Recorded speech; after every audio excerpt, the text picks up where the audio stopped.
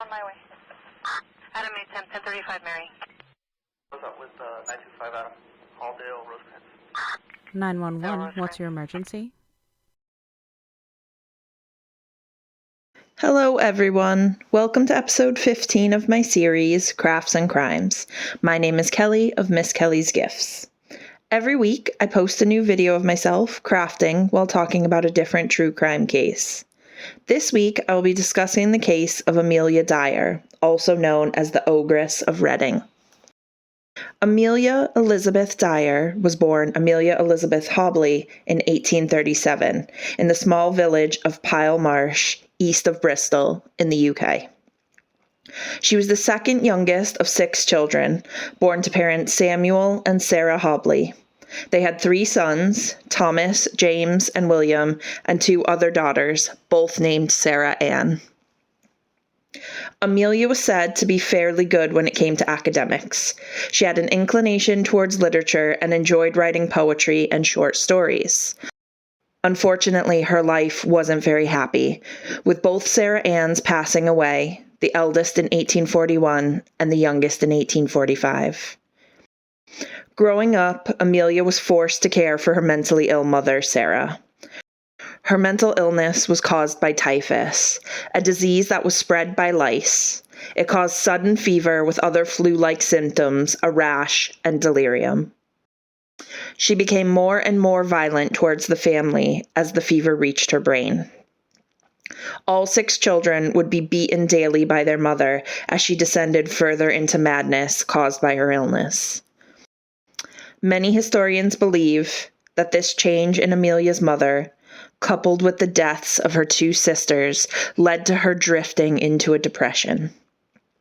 They also believe that this led to extreme hatred in her subconscious that would remain repressed until she went on to commit her terrible crimes. Sarah Hobley would eventually pass away from the disease in 1848, and Amelia would go to live with her aunt in Bristol.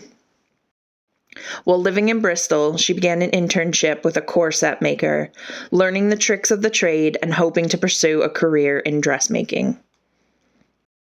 In 1859, Amelia's father Samuel would pass away, leaving his shoemaking business to his eldest son. 2 years later, she had a falling out with her brother James, leading to them becoming estranged, and Amelia to move into a lodging house on Trinity Street in Bristol. While living at the lodging house, a then 24-year-old Amelia would meet her first husband, 59-year-old George Thomas. There are some claims that the two lied about their ages on their marriage certificate to reduce their age gap, but there's no proof that this is true. After Amelia's marriage to George, he helped her to join a nursing school to train as an asylum nurse, but while at school she would meet a woman named Ellen Dane, a midwife, who would introduce her to the idea of baby farming. During Victorian times, being an unwed mother giving birth to an illegitimate child was highly stigmatized, and not only that, but the 1834 Poor Law Amendment Act made it impossible for women to get child support for illegitimate children. This led to the practice of baby farming, in which individuals would act as adoption or fostering agents for either a regular fee or for a single large payment. Many businesses were set up to take in these young women and care for them until they gave birth. The mothers subsequently left their unwanted babies to be looked after as, quote, nurse children. Unscrupulous carers would often resort to starving the farmed-out babies. Noisy and fussy babies would often be sedated with alcohol and opium. Mothers who chose to reclaim or check on their babies felt they couldn't go to the police because they were too frightened or ashamed because of the stigma. Amelia was forced to leave nursing after the birth of her daughter Ellen Thomas and the death of her husband George in 1869. With her husband gone and a child to raise, she was keen to make money from baby farming, along with taking in expectant mothers. Amelia advertised to nurse and adopt a baby in exchange for adequate clothing for the child and a one-off substantial payment.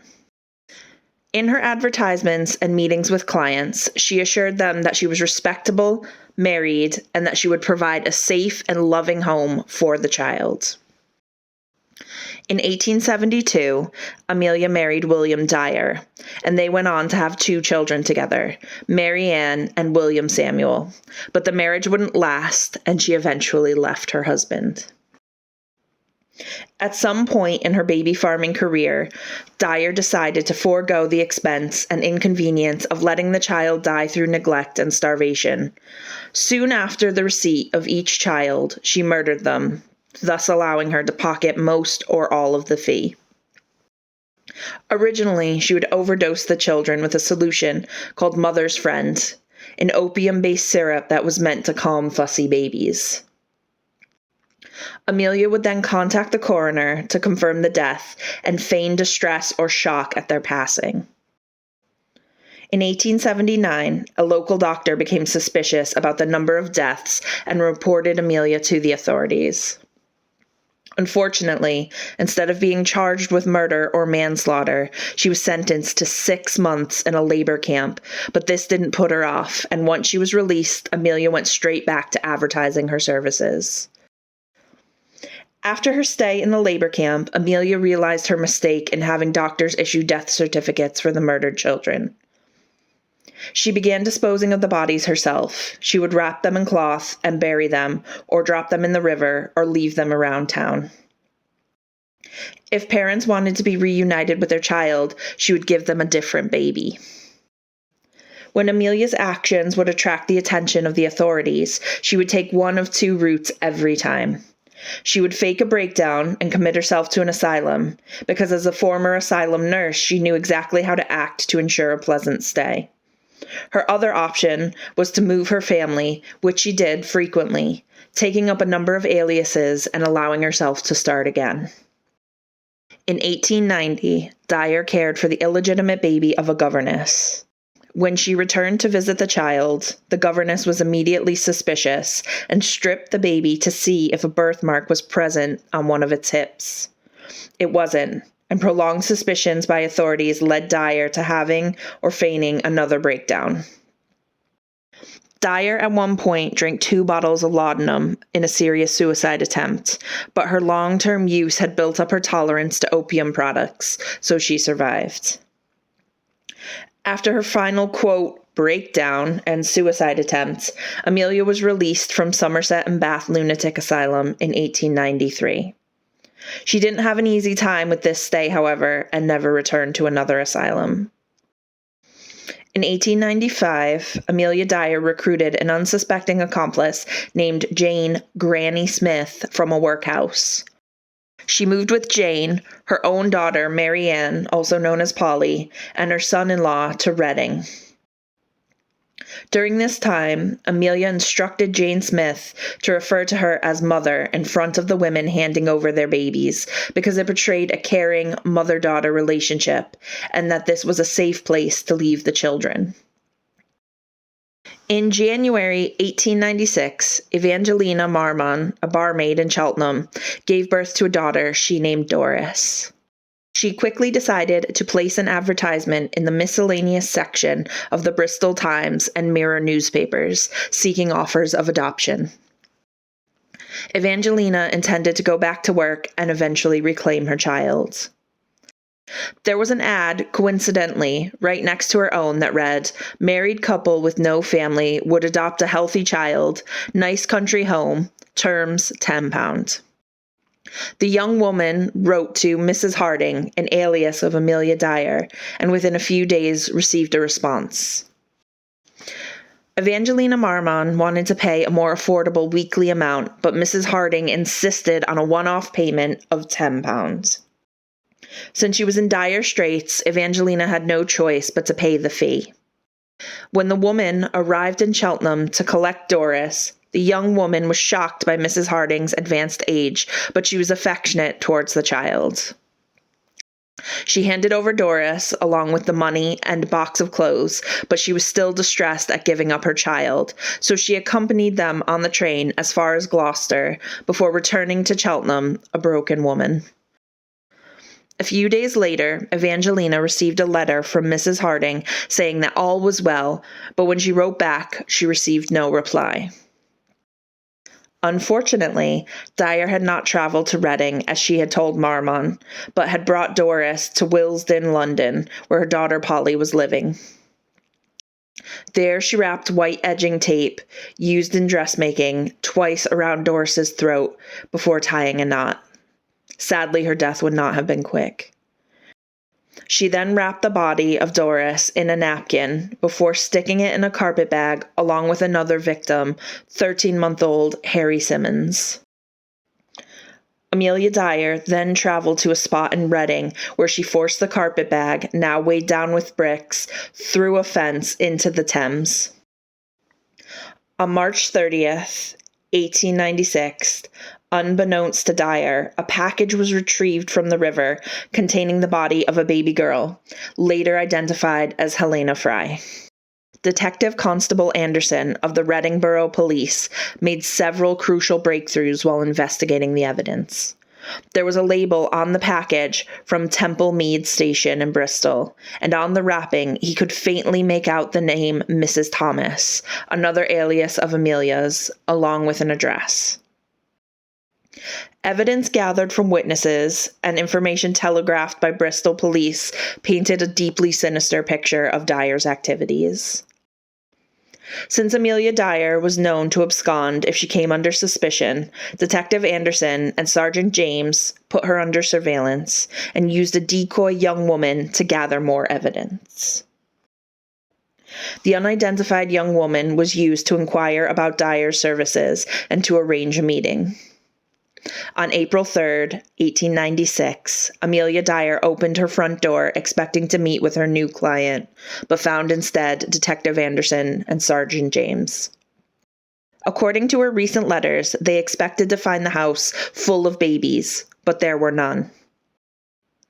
Amelia Dyer was arrested, as was her son-in-law Arthur Palmer, as an accessory.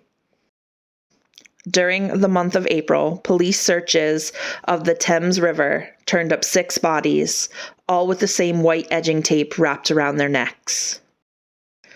Alongside a mountain of baby clothes found in her home, which suggested she had murdered many more children.